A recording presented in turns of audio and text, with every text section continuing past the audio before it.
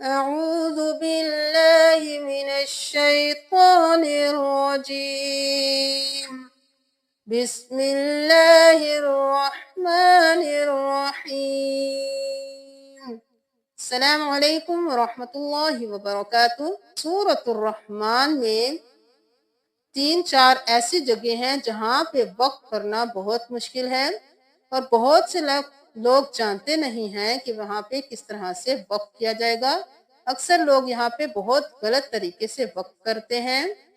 یہاں پہ دیکھ لیجئے سورۃ الرحمن کی آیت نمبر 39 میں یہاں پہ یہ لفظ ہے جان۔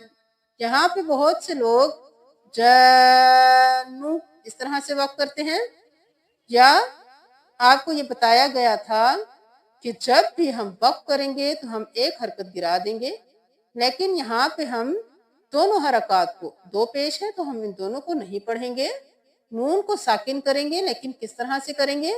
جان ایسے نہیں کریں گے، کیونکہ اب ہم حرکت گرائیں گے تو صرف نون نہیں رہ جائے گا، نون ساکن نہیں ہوگا، اس پر تشدید بھی ہے۔ تو ہم دیکھیں گے کہ جس نون پر جب بھی تشدید ہوتی ہے تو ہم غنہ کرتے ہیں۔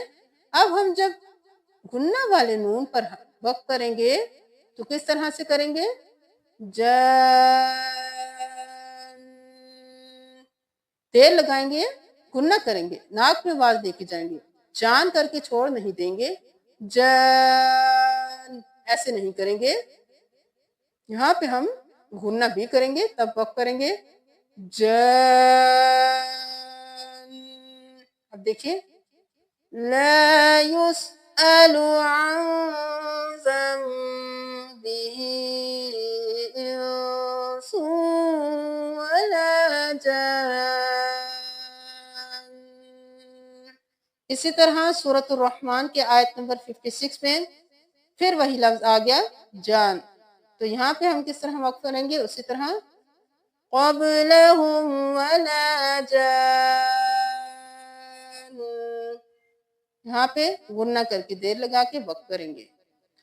اب سورۃ الرحمن کی آیت نمبر 74 میں دیکھیے، پھر یہاں پہ وہی لفظ آ رہا ہے جان، تو آپ کیا پڑھیں گے؟ قبلہم ولا جان، دیر لگائیں گے۔ اب یہ دیکھ لیجئے کہ یہاں پہ ہم نے تشدید کی وجہ سے کس طرح سے وقف کیا تھا، یہاں پہ دیر لگائی تھی۔ اب یہ دیکھ لیجئے کہ یہاں پہ نون پہ تشدید نہیں ہے، صرف حرکت ہے، تو یہاں پہ ہم دیکھیں گے کہ اب وقف آ رہا ہے، تو ہم یہاں پہ کس طرح سے وقف کریں گے؟ یہ حرکت کو گرا دیں گے، پھر نون ساکن ہو جائے گا، تو ہم کریں گے تو کذبان، بس نون کی صرف آواز آئے گی تو کذبان۔ یہاں پہ ہم ایسے نہیں کریں گے تو کذبان، ایسے نہیں کریں گے، کیونکہ یہاں پہ تشدید نہیں ہے، غنہ نہیں ہوگا، صرف ساکن ہوگا تو کذبان۔ اب دیکھیے کتنا فرق ہے اس وقت میں اور اس وقت میں۔ اب اس کو دیکھیے فَبِأَيِّ آلَاءِ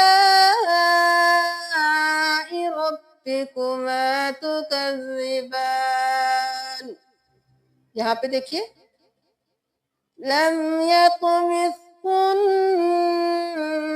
إِنسٌ قَبْلَهُمْ وَلَا جَانٌّ۔